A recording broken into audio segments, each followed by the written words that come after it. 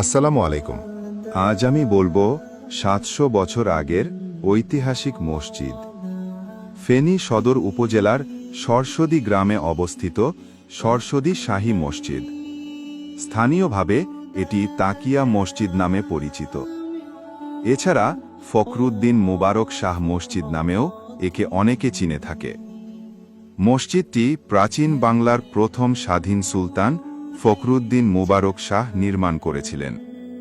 তিনি ১৩৩৮ থেকে ১৩৪৯ ইংসনের মধ্যে শাসন করেন। সোনারগাঁও ছিল তার মূল রাজধানী। তবে কুমিল্লা, নোয়াখালী, সিলেট, ত্রিপুরা ও আরাকান বিজয় ও শাসন প্রশস্ততার পর তিনি ফেনীর সরসদীকে দ্বিতীয় রাজধানী হিসাবে প্রতিষ্ঠা করেন। তার শাসনামলে এই অঞ্চলে বাঁধ, সড়ক, মসজিদ, সমাধি ও দিঘির মতো গুরুত্বপূর্ণ নির্মাণ কাজ গ্রহণ করা হয়, যার মধ্যে সরসদী শাহী মসজিদ অন্যতম। মসজিদটি শুধু নামেই শাহী নয়, এর গঠনশৈলীও রাজকীয়। মোটা মোটা দেয়াল, প্রায় ৬ ফুট পুরু, চুন, সুরকি আর লাল ইট দিয়ে তৈরি। ছাদের উপর ৬টি গম্বুজ, ঠিক যেন আকাশের দিকে তাকিয়ে আছে। দেয়ালের গায়ে লতা পাতার নকশা এমনভাবে খোদাই করা যে মনে হয় কারুকার্যের ভেতর দিয়ে ইতিহাস আপনাকে গল্প শোনাচ্ছে। মসজিদের সম্মুখভাগে ৩টি প্রবেশপথ রয়েছে, যার মাঝেরটা অপেক্ষাকৃত বড়। উত্তর এবং দক্ষিণ পাশ দেখতে একই রকম। মসজিদের ভেতরে কিবলা দেয়াল খুবই ছোট, কিন্তু চমৎকার কারুকার্য দিয়ে সাজানো মেহরাব।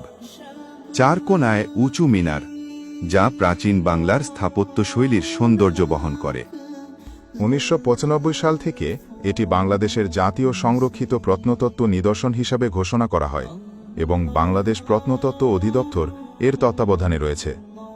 মসজিদের পাশে রয়েছে একটি বিশাল দিঘি, স্থানীয়রা যাকে বলে সরসদী দিঘি বা তাকিয়া দিঘি। শত শত বছর আগে হয়তো এখানেই ক্লান্ত পথিক এক চুমুক জল খেয়ে হাঁপ ছাড়ত। আজও সেই দিঘির জলে ইতিহাসের ছায়া ভাসে। সময়ের স্রোতে অনেক কিছু হারিয়ে গেছে, কিন্তু সরসদী শাহী মসজিদ আজও মাথা উঁচু করে দাঁড়িয়ে আছে।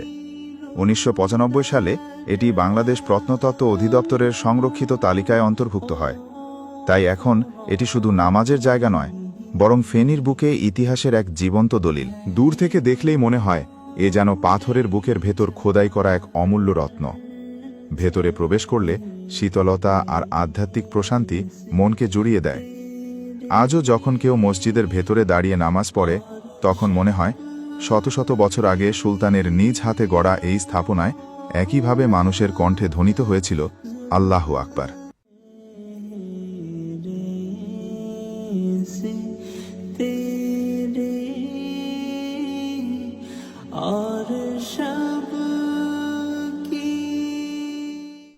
আজকের জন্য এখানেই বিদায় নিচ্ছি। পরবর্তী গ্রাম বাংলার ভিডিও দেখতে গোল্ড ভিলেজের সাথেই থাকুন। ধন্যবাদ।